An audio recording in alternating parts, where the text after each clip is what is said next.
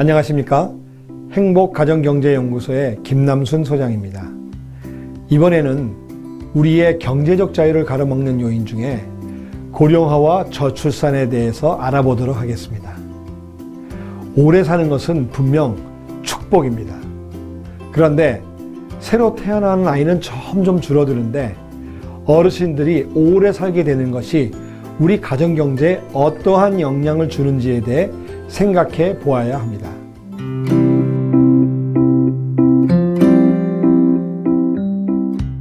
고령화 저출산 현상이 점차 가속화되고 있다.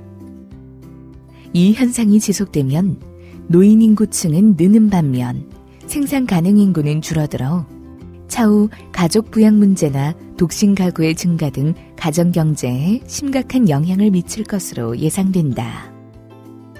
그러므로 우리는 고령화 저출산이 우리 가정에 미칠 수 있는 다양한 문제에 대한 대책을 준비해야 할 것이다. 먼저 우리나라의 고령화 속도에 대해서 살펴보겠습니다. 유엔은 만 65세 이상의 노인 인구 비율이 전체의 7%가 넘을 때 고령화 사회, 14%를 넘으면 고령 사회, 20%를 넘으면 초고령 사회라고 정하고 있습니다. 우리나라는 미국에 비해 압도적이고 일본에 비해서도 월등히 빠른 속도를 보이고 세계에서 고령화 속도가 가장 빠른 나라가 되었습니다. 두 번째로 저출산에 대해서 생각해 보겠습니다. 고령화 속도가 빠른 이유는 어르신들께서 오래 사시게 된 이유도 있지만 사실은 아기들이 새로 태어나지 않았기 때문이기도 합니다. 다시 말해서 전체 인구에서 아기가 적게 태어난다면 상대적으로 노인 인구 비중이 늘어나게 되는 것입니다. 우리나라의 합계 출산율을 보면 1970년에는 4.53명. 그래서 지금 40, 50대 되는 분들은 가정의 형제분들이 보통 4명, 5명 정도 될 겁니다. 그런데 잘 아시겠지만 우리나라는 60년대부터 산하 제한 정책을 폈죠? 혹시 기억나시나요? 아들, 딸 구별 말고 둘만 낳아 잘 기르자. 잘 키운 딸 하나 열아들 안 부럽다. 당시 정부는 가난 극복의 방법으로 산하 제한 정책을 강력히 펼쳤습니다. 그 결과 1980년에는 2.83으로 거의 반으로 줄어들고 90년에는 1.59, 2000년에는 1.47로 점점 줄어들더니 급기야 2005년에는 1.08에 이르렀습니다. 이 수치는 전 세계에서 거의 꼴찌에 가까운 수치입니다. 무슨 뜻인가요? 우리나라는 전 세계에서 아기를 가장 적게 낳는 국가의 반열에 들어있다는 이야기입니다. OECD 주요 국가별 합계 출산율을 살펴보면 미국은 2.01, 영국 1.94, 호주 1.9, 옆에 나라 일본만 해도 1.37, 독일도 1.36인데 우리만 1.23이었습니다. OECD 국가 평균 1.74에도 훨씬 못 미치고 OECD 국가 중에서 가장 낮은 상황입니다. 이에 비해 우리의 기대 여명은 증가하고 있습니다.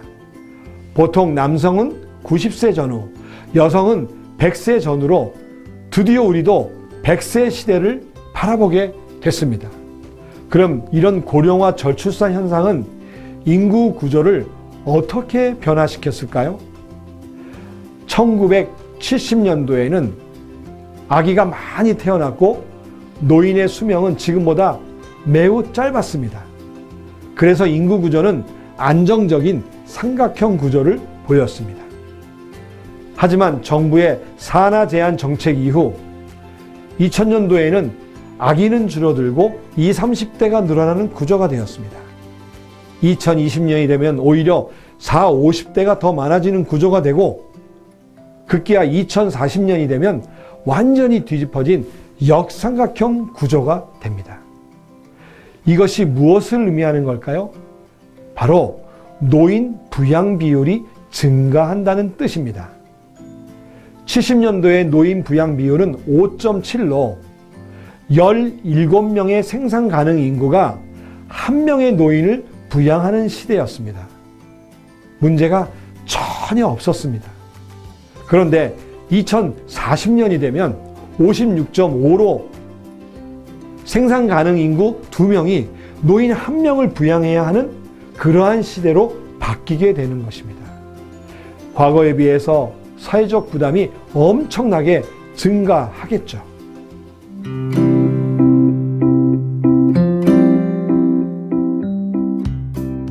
고령화 저출산 현상이 지속될수록 연금을 받아야 할 사람은 늘지만 연금을 내야 하는 사람은 줄어들어 연금 재정이 고갈된다. 그러면 우리가 부담해야 하는 세금이 늘어난다. 실질 소득이 줄어드는 것이다. 고령화와 저출산은 이렇게 우리 가정경제를 멍들게 한다. 자, 그러면 이런 고령화 저출산이 우리 가정경제에 어떠한 영향을 미칠까요? 첫 번째는 건강보험료의 증가입니다. 건강보험공단의 재정이 어렵다고 합니다. 왜 그럴까요? 여러 가지가 이유가 있겠지만은 고령화가 큰 원인 중에 하나라고 볼 수 있는데, 통계에 의하면 국민 1인당 평생 지출하는 의료비 중에 절반 이상이 65세 이후에 지출한다고 합니다.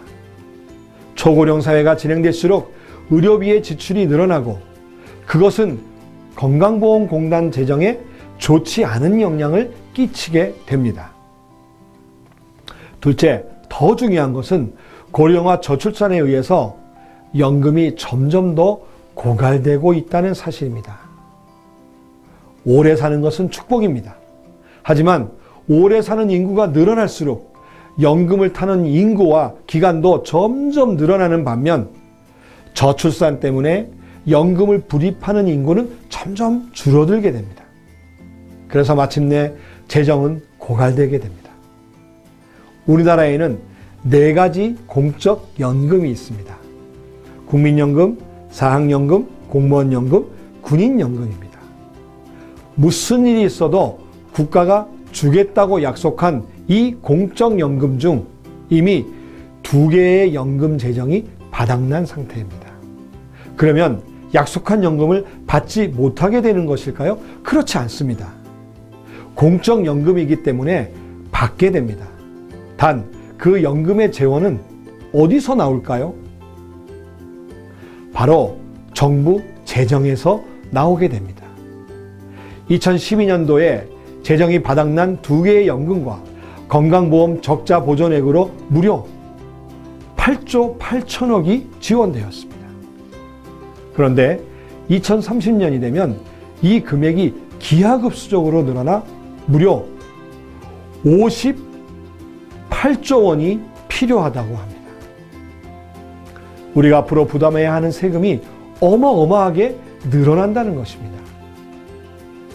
우리는 명목임금에서 세금을 제해야 실질임금이 되는데, 세금이 늘어난다는 것은 실질임금이 줄어든다는 것을 뜻하는 것입니다.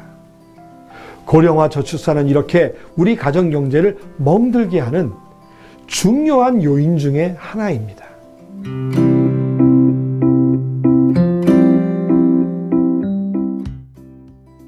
한국은 합계 출산율 1.23명으로 심각한 저출산 시대에 봉착해 있다.